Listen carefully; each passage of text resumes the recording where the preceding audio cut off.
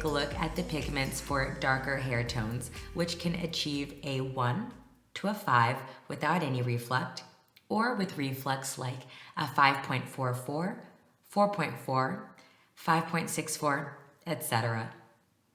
As you can see on the Oswald star, there's only one pigment which will provide coverage for darker tones, that being saffron. It is possible to add a touch of honey, but not too much.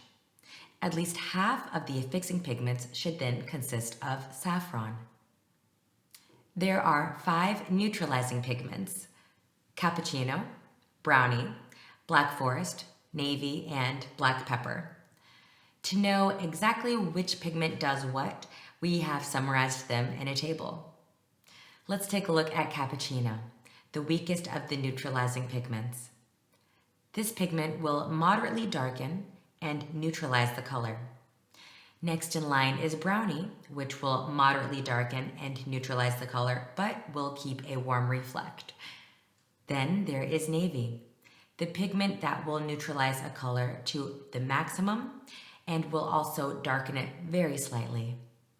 The opposite color is black forest, which will darken to the maximum and neutralize only very slightly.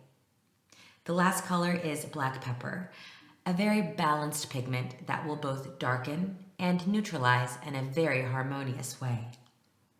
It is important to mention that there are 2 types of mixtures that are not possible.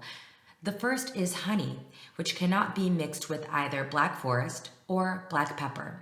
These are too strong for the pigment honey.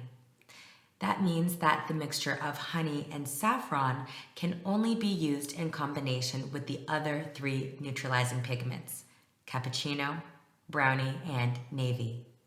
Secondly, the affixing pigment saffron and the neutralizing pigment cappuccino cannot be combined when only saffron is used as a binding pigment.